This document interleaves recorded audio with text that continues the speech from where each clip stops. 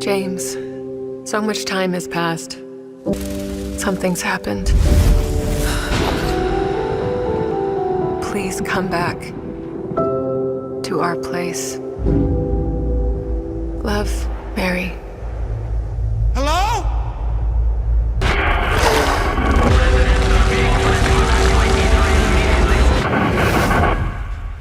James. Return to Silent Hill. The next phase in the Silent Hill rejuvenation is upon us, with Blooper Team's remake of Silent Hill 2 out and Silent Hill F also being out. The news about the film version of Silent Hill 2 was soon to be, and now that it's out, how is it doing?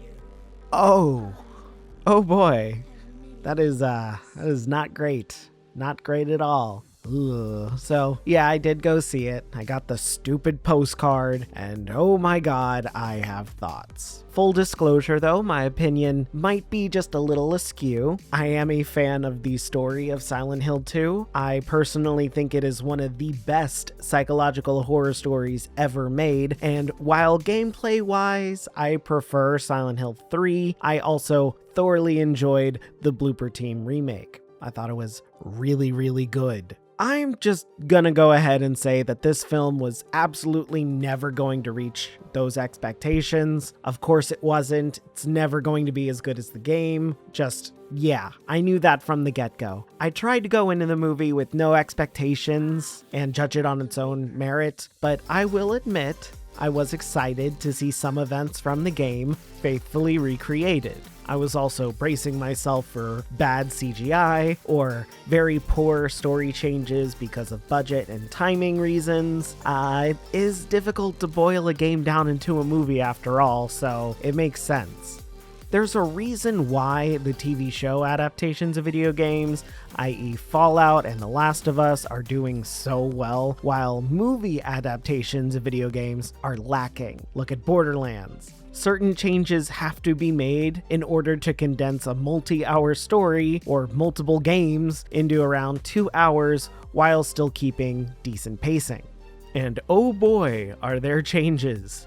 A lot of changes. At least, I can't say I didn't see them coming. When the initial trailer dropped, I remember watching it and going, oh no, that looks horrible. Can't wait to see it. And I'm kind of regretting that. There were so many things not working in this movie's favor that also reek of bad omens now. The title, Return to Silent Hill, for example, is awful. The fact that the movie was releasing in January, the infamous dumping ground for movies that studios don't think will do well, despite the massive fan base, that was very concerning as well. The budget being incredibly small for the idea of Silent Hill was also not good. The only saving grace this had was the original director of the first Silent Hill movie and the composer Akira Yamaoka.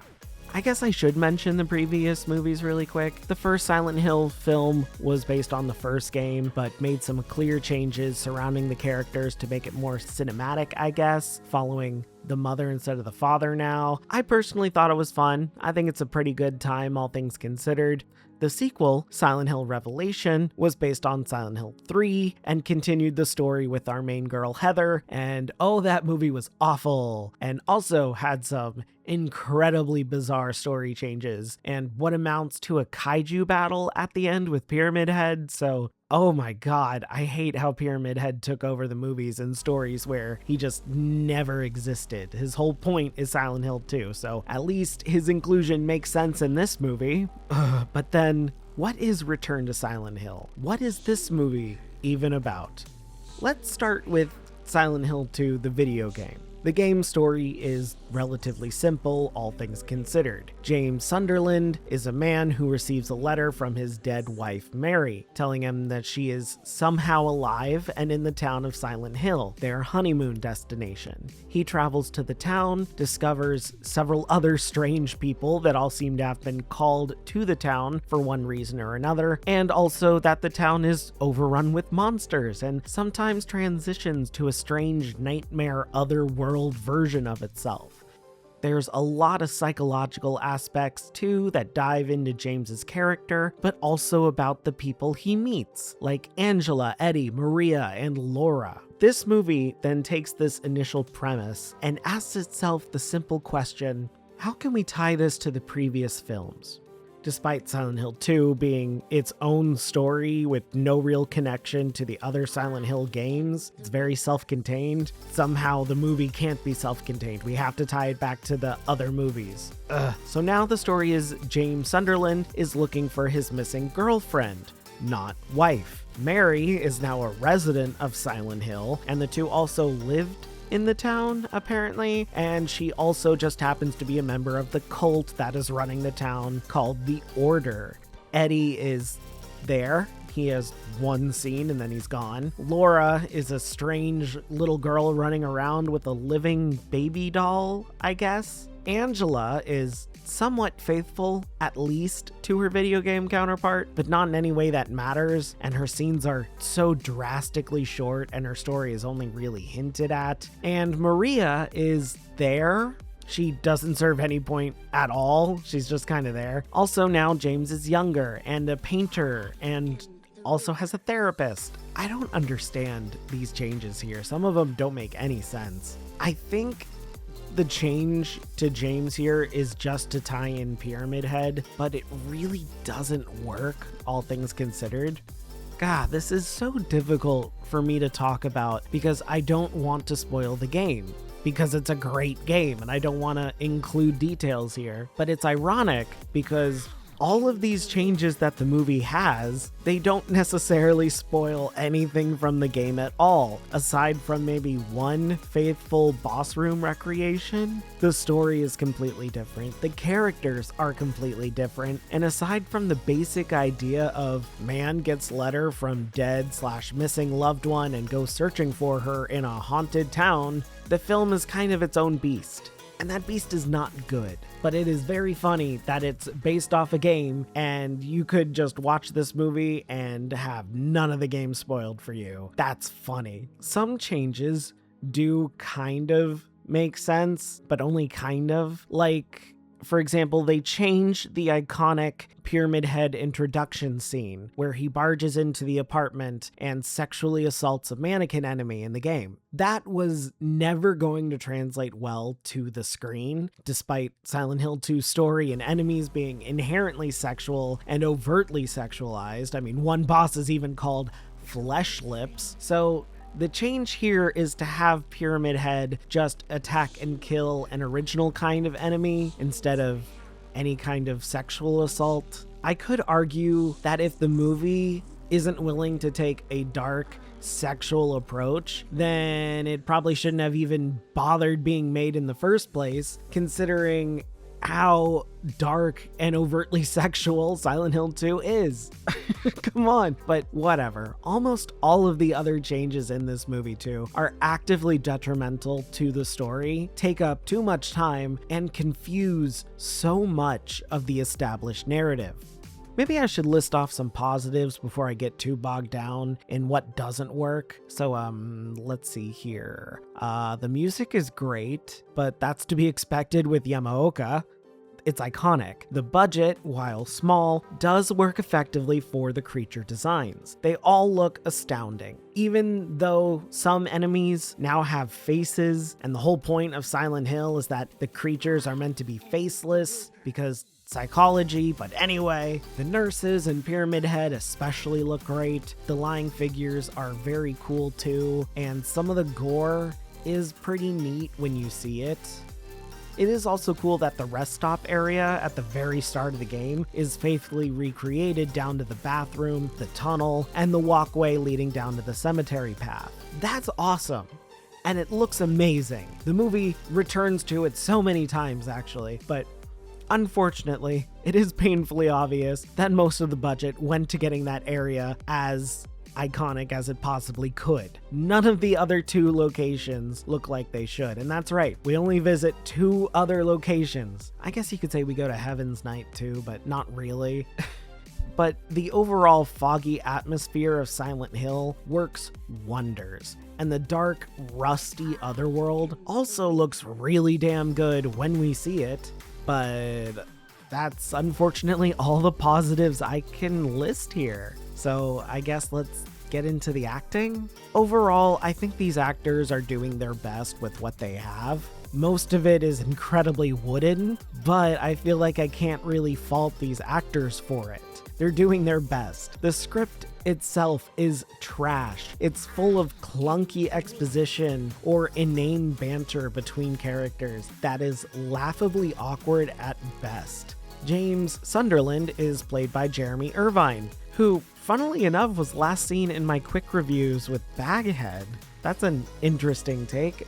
Check that one out if you haven't. He does a decent enough job, I guess, playing this strange dude, James, but the direction he's given is clearly just too over the top for the role. Video game James is a strange, emotionally detached man that seems like he has some anger issues and is lost in his life. This film's version of James is a lot more emotionally out there. He cries, he lashes out, and he seems particularly disconnected from reality, even more than in the video game adaptation, despite also being bewildered and scared about the monsters. It's very odd. Like, he actively goes drinking and starts painting because he's so sad, and you just can't see video game James doing that. It's weird. And he's somehow also supposed to have chemistry with Mary, played by Hannah Emily Anderson, who I do have to give credit to. She has to play quadruple duty here, with not just playing Mary, but also Maria,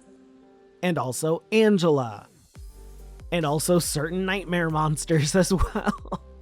I get that it was more than likely to save on budget, so they didn't have to hire more actresses, but oh my god, get this lady a break. I have to give her props though, again. Playing multiple characters is always going to be difficult no matter who you are, and it's even worse when the script is super clunky and doesn't understand what any of these characters are supposed to be or what they stand for. Like I said, I think Angela is the most accurately done here, but she only has 3 scenes with a combined amount of, I don't know, maybe 10 lines. It just doesn't work, which sucks because I love Angela. She's personally my favorite character in the game. She has some of the most iconic scenes and lines in the game, aside from Maria, and the movie does the absolute bare minimum to make her look right. Her apartment room with the mirror wall and a knife is especially well done, but that's all I can really say about her.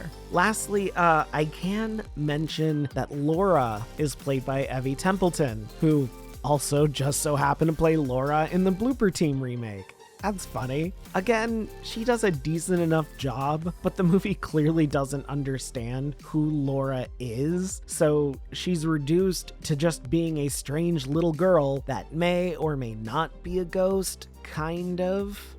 It's so confused.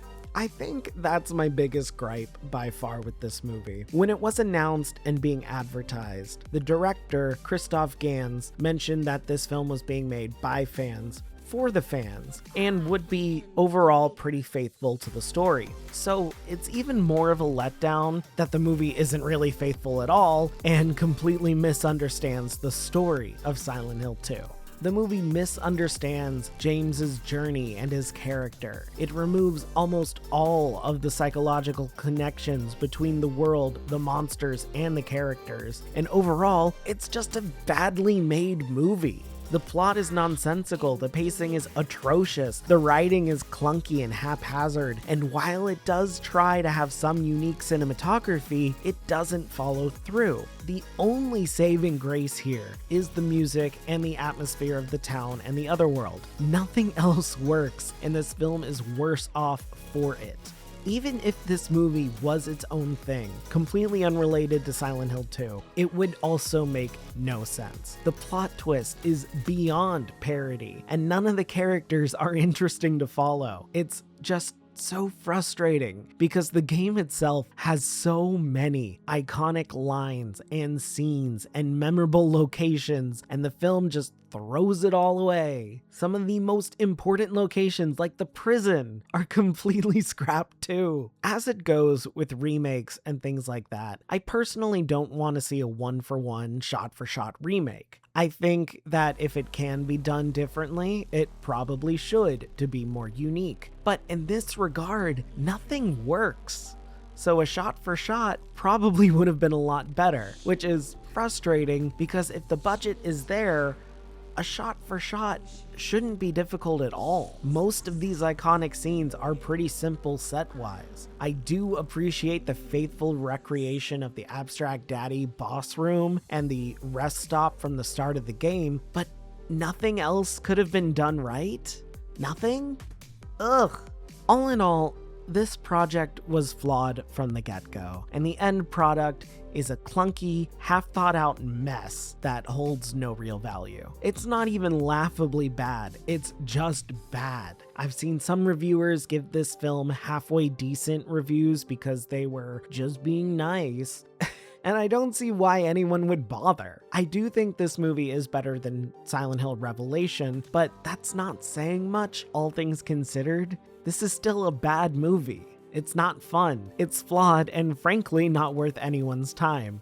If you're curious, wait until it's on streaming at least, but otherwise, just play the damn game. It's one of the best psychological horror stories ever done for a reason. Avoid this one instead, just play the game. So, ultimately, Return to Silent Hill gets a 4 out of 10 from me. Hey guys, thanks for sticking around for another one. I wanted it to be good. I didn't think it was going to be good, but I wanted it to be good.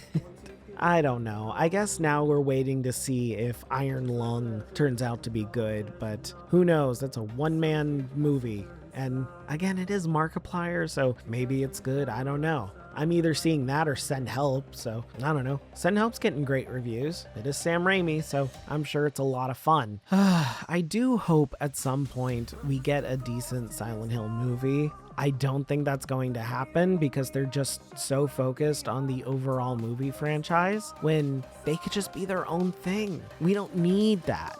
I loved the Blooper Team remake. Currently, I just started my New Game Plus playthrough for Silent Hill F. So I don't know. I'm a big fan of Silent Hill.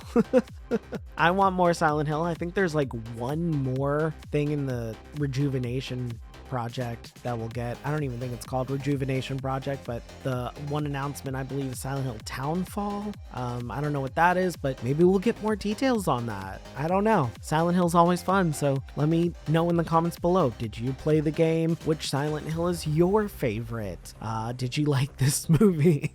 Do you think it's better than Revelation? Or do you think it's worse than Revelation? What about the original Silent Hill? Are you a fan of that? Anyway, let me know in the comments below. After that, don't forget to like this video, subscribe, ring that bell so you don't miss a video. And yeah, that's it. Have a great day, and if you're not, have a better one.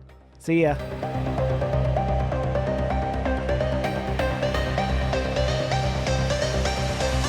I'm just a ghost in your stereo. The fading memory of a shipwreck in the undertow. You're just a lost soul alone. And I'm just a ghost in your stereo.